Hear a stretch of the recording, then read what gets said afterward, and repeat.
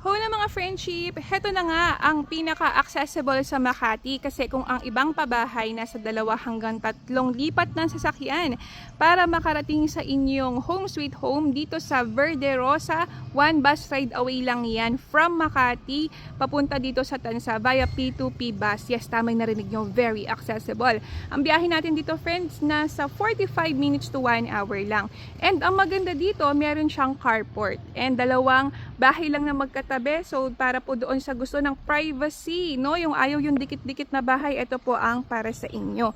Ito po yung ating external, kung paano nyo po siya nakikita dito, ganun-ganun na po siya makukuha. So pasukin po natin yung loob ng ating unit. Ayan. Ang ating floor area ay nasa 62 square meters and then ang kanyang lot area ay nasa 80 square meters. Naka-tiles na po tayo ng 60 by 60 dito sa flooring. May paint na rin po yung ating walls. Yung kanyang ceiling po is metal deck na po yan and buhos yan para siguradong matibay. Yung ating window, sliding po yan and meron din po tayo malaking window dito sa gilid for proper ventilation and para makapasok yung natural light dito sa ating unit. Ayan. Hi Ma'am Juliet! Ayan, isa po sa ating...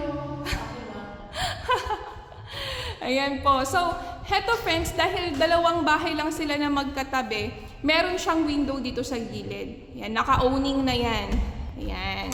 So, hindi magkukulob yung ating bahay. And eto naman po yung ating stairs. Metal po yung ating railings and then yung landing po is kahoy.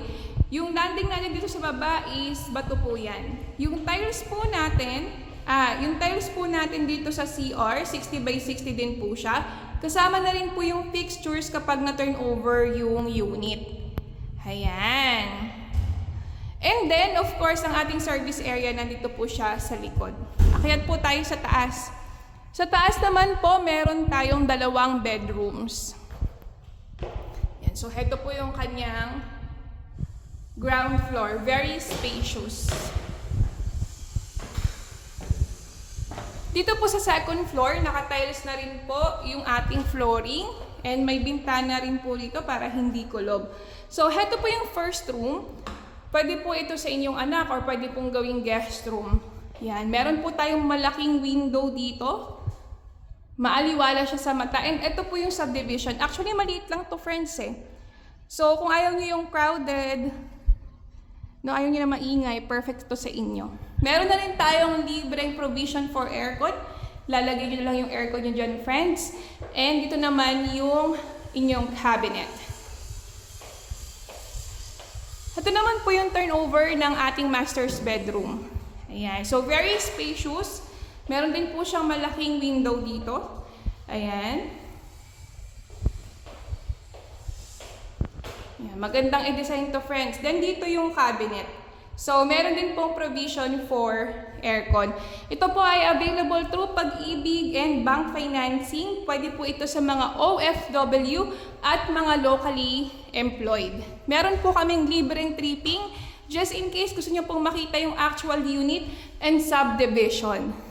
Kung naghahanap po kayo ng legit, as in yung may lisensya, mag-message na po kayo sa akin.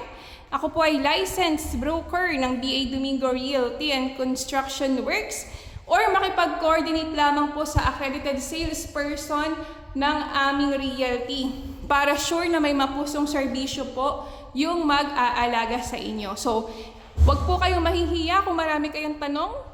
Normal ang maraming tanong sa gustong magkabahay. And malay nyo naman, kami na yung tamang taong inaantay nyo para matulungan kayo magkabahay na. Message nyo kami friends ha. Bye!